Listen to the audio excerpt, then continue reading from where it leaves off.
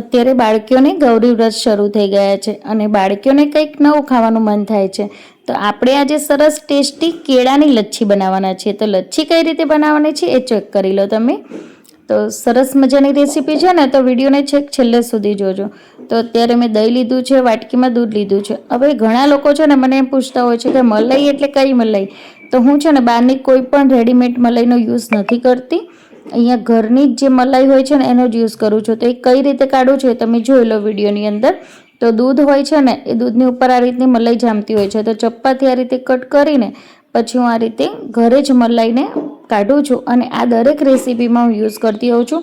પંજાબી શાકમાં પણ હું આનો જ યુઝ કરું છું. તો ઘણા લોકો છે ને અમૂલની જે ક્રીમ મળતી હોય છે ને એને યુઝ કરતા હોય છે, પણ હું અમૂલ ક્રીમનો યુઝ નથી કરતી. તમે આ જે મલાઈ જે મેં કાઢીને એને આપણે જે જ્યુસ ગાળવાની ગળણી હોય ને એની અંદર નાખી દેવાની અને નીચે વાટકી મૂકી દેવાની. તો એની અંદર છે ને ટપકી ટપકીને ક્રીમ ભેગું થઈ જશે. તો આપણું ઘરે જ હોમમેડ અમૂલનું ક્રીમ બનીને તૈયાર થઈ જશે. તો એનો તમે કોઈ પણ રેસીપીમાં યુઝ કરી શકો છો. તો ચલો આપણે બનાવવાનું શરૂઆત કરીશું.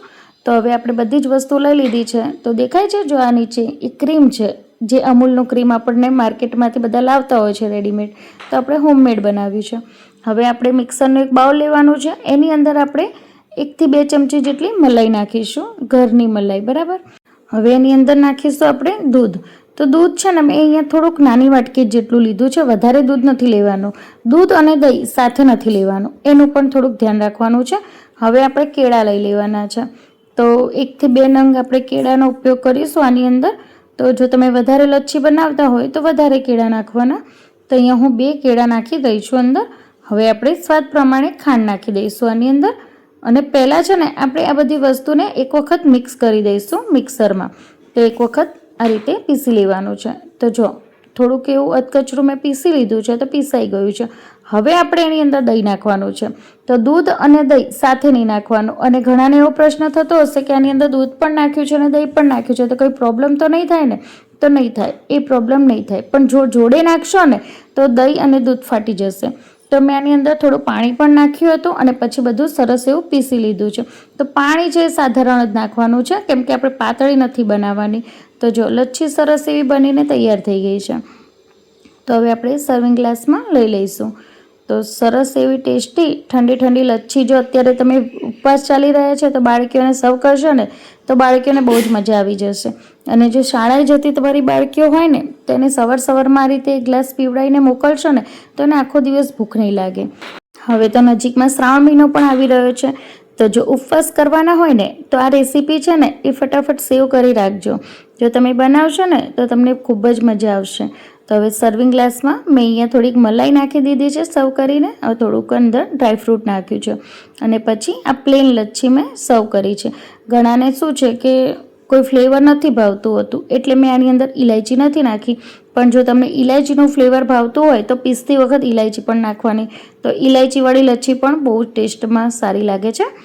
હવે આપણે બીજો ગ્લાસ સર્વ કરીશું. તો આની અંદર હું અહીંયા ગુલાબનું શરબત લીધું છે મેં. તો આ ઉપવાસમાં આપણે પીતા હોઈએ છીએ. તો એ મેં આ થોડુંક આ રીતે ડેકોરેશન માટે નાખી દીધું છે. તો તમે ગુલાબ ફ્લેવરનું પણ છે ને બહુ જ સરસ લચ્છી લાગતી હોય છે. તો એક વખત તમે આ રેસીપી ટ્રાય કરજો. અને જો રેસીપી ગમતી હોય ને તો વિડીયોને લાઇક, શેર અને સબસ્ક્રાઈબ કરવાનું ના ભૂલતા ને બીજાને પણ શેર કરજો.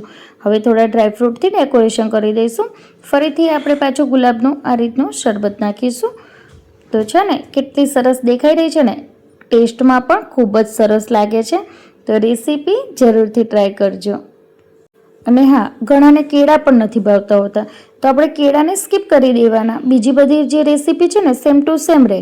ખાલી કેળા સ્કીપ કરીને એકલી દહીંની લચ્છી પણ જે માર્કેટમાં મળે છે ને બહાર, એ પ્રમાણે પણ તમે બનાવીને સર્વ કરી શકો છો. એવું જરૂરી નથી કે કેળા નાખવા. તો કેવી લાગી આજની રેસીપી એ મને કોમેન્ટમાં જરૂરથી જણાવજો. અને હા, તમારા કોઈ સગા સંબંધીઓની દીકરીઓ જો આ વ્રત કરતી હોય, ઉપવાસ ચાલુ હોય એમને, તો વિડીયો એમને પણ શેર કરી દેજો, જેથી એ પણ આ રેસીપી બનાવીને એમની બાળકીઓને આપી શકે છે. તો આવી જ નવી રેસીપી માટે મારી ચેનલને સબસ્ક્રાઈબ કરી દેજો. તો મિત્રો, અત્યારે ગૌરી વ્રત શરૂ થઈ ગયા છે. તો તમે તમારા બાળકીઓને સરસ એવી કેળાની લચ્છી બનાવીને આપી શકો છો.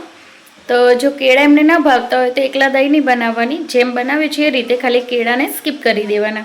તો એકદમ સરસ મજાની ટેસ્ટી પછી તો જયા પાર્વતી વ્રતમાં પણ આ રેસીપી ચાલશે અને ગૌરી વ્રતમાં પણ તમે બનાવી શકો છો. સાથે સાથે શ્રાવણ મહિનો આવી રહ્યો છે, ચતુર્માસ શરૂ થઈ ગયો છે, તો શ્રાવણ મહિનામાં જો તમે ઉપવાસ કરતા હોય એમાં પણ તમે આ લચ્છી બનાવીને પી શકશો.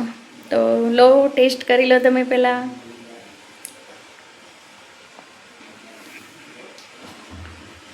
બહુ જ મસ્ત લાગે છે. તો એક ગ્લાસ પીવો ને તો પેટ ભરાઈ જાય. તો લચ્છી ખૂબ જ ટેસ્ટી બની છે. તો જો તમને મારી રેસીપી ગમતી હોય તો મારા વિડીયોને લાઇક કરી દેજો, શેર કરજો ને સબસ્ક્રાઈબ કરજો મારી ચેનલને. તો થેન્ક યુ સો મચ મારો વિડીયો જોવા માટે. જય શ્રી કૃષ્ણ. આવજો. Bye bye.